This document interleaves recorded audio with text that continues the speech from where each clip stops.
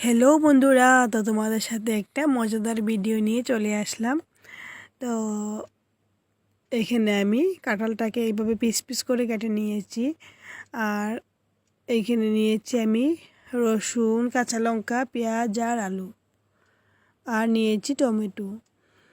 তো এদিকে কড়াইটা বসিয়ে দিয়ে দিলাম ফোড়নে গোটা গরম মশলা, তেজপাতা, আর দিয়ে দিব রসুন, পেঁয়াজ আর কাঁচা লঙ্কা পেস্ট। এগুলাকে ভেজে নিব লাল করে। তারপর এড করব কুচি করে রাখা পেঁয়াজ। তো এগুলোকে একটু ভেজে নেব এইভাবে। তারপর দিয়ে দিলাম বয়েল করে রাখা কাঁঠাল। তো এগুলো দিয়ে আমি ভালো করে নাড়াচাড়া করে এইভাবে মিশিয়ে নিব। তো এখন এড করব মশলাতে আমি দেব জিরে গুঁড়ো, ধনিয়া গুঁড়ো, হলুদ গুঁড়ো, কাশ্মীরি লঙ্কা গুঁড়ো আর নুন। তো এগুলাকে দিয়ে সামান্য একটু জল দেব। তারপর ভালো করে মিশিয়ে আমি ঢাকা দিয়ে দেব যাতে সেদ্ধ হয়ে যায়। এইভাবে ভালো করে মিশিয়ে নেব। তারপর আমি এটাকে লো ফ্লেমে ঢাকা দিয়ে রাখব যাতে কাঁঠালগুলো ভালো করে সেদ্ধ হয়ে যায়। এইদিকে আমি আলুগুলোকে ভেজে নিয়েছি কাঁঠালে দেওয়ার জন্য। আলু ভেজে নিচ্ছি।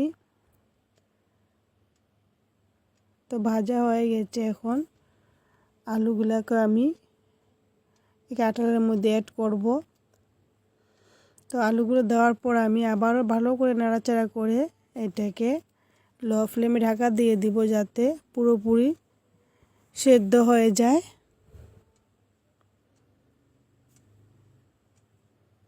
এইভাবে ভালো করে মিশিয়ে নেব,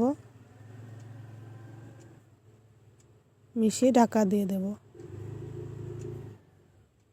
তো দেখো সবজিগুলো সেদ্ধ হয়ে গেছে। এখন দিয়ে দিব গরম জল। তো রান্নাটা ফুটে গেছে।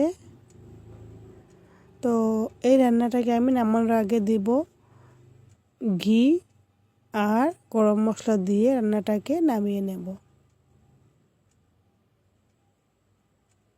তো কালারটাও সুন্দর আসছে, চিকেনের মতো।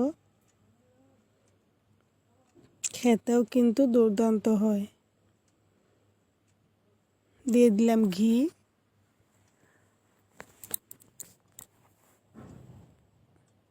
আর এখন দিয়ে দিব গরম মশলা গুঁড়ো। তো আমার রান্নাটা হয়ে গেছে। তো রেসিপিটা কেমন হয়েছে তোমরা অবশ্যই জানাবে। আর ভালো লাগলে লাইক কমেন্ট করবে। টাটা।